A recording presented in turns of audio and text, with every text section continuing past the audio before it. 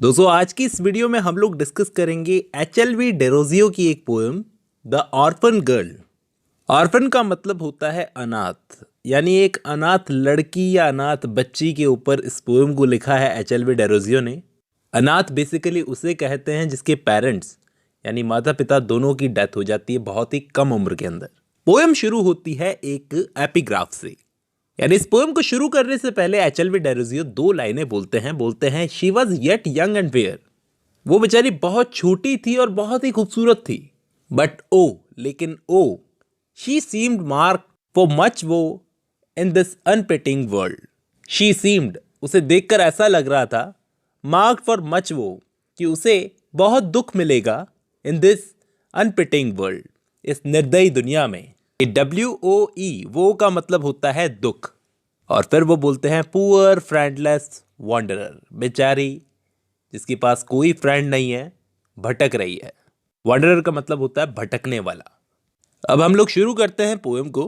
Her hair was black, वो जो बच्ची थी उसके बाल बहुत काले थे।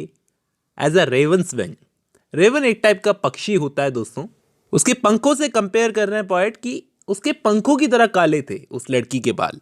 हर चीक, और उसके गाल, the tulip hue did wear. Hue का मतलब होता है कलर।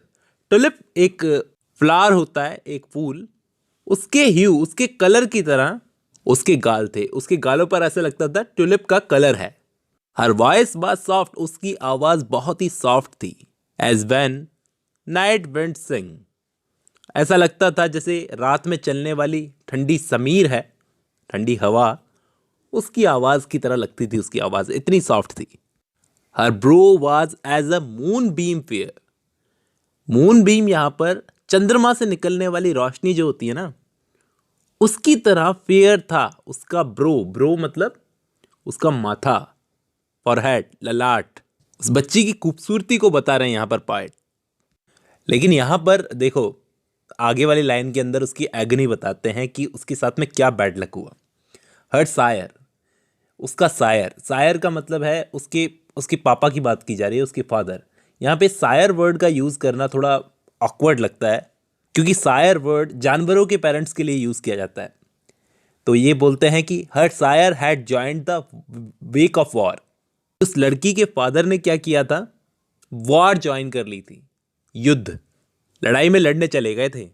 और उस लड़ाई में क्या हुआ, the battle shock, the shout and scar.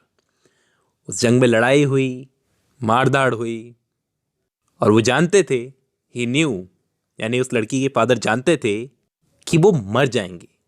And gain a glorious grave, और उनको उनकी ग्लोरियस ग्रेव मिल गई। ग्रेव का मतलब कब्र, और उनको मौत मिल भी गई। और मौत कैसी मिली, ग्लोरियस। गेन, गेन मतलब मिल गई। आगे वो बोलते हैं such is the garden of the brave. यहां पे गार्डन वर्ड का मतलब है इनाम। एक बहादुर इंसान के लिए इनाम यही होता है।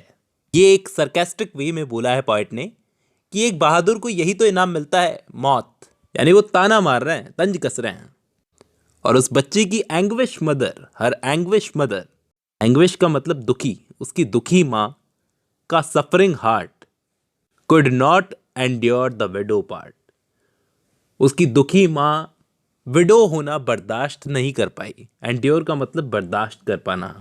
अपनी जिंदगी का विडो बनने वाला पार्ट वो बर्दाश्त नहीं कर पाई, यानी वो विधवा नहीं रहना चाहती थी। She sank beneath her soul's distress, और वो डूब गई। शी संक का मतलब वो डूब गई, बीनीथ का मतलब नीचे, हर सोल्स डिस्ट्रेस, अपनी आत्मा के दुख के नीचे उसकी माँ भी डूब गई और मर गई। And left her infant parentless, और उस बेचारी बच्ची को बिना माँ बाप के छोड़ गई, अनाथ छोड़ गई, पेरेंटलेस छोड़ गई। ये इन्फेंट वर्ड उस बच्ची के लिए यूज किया है दोस्तों। She hath no friend. यहां पर पोएट बोलते हैं कि उस बेचारी बच्ची के पास कोई दोस्त नहीं है। इन दिस कोल्ड ब्लीक अर्थ, इस पूरी अर्थ पर कोई भी उसका दोस्त नहीं है। ये अर्थ बहुत ही कोल्ड है, बहुत ही ब्लीक है। दोस्तों ब्लीक का मतलब होता है समथिंग बैड, यानी बहुत ही बुरा। तो इस पूरे अर्थ पर कोई उसका दोस्त नहीं है, अर्थ जो बहुत ही कोल्ड है, बहुत ही बुरा है। टू गिव हर शेल्टर, कोई उसे रहने के लिए शेल्टर यानी घर नहीं देगा, a home and a hearth. Hearth एक ऐसी जगह होती है जहाँ पर आग जला के तपा जाता है ना, तो ऐसी जगह कोई भी नहीं देगा उस बच्ची को रहने के लिए।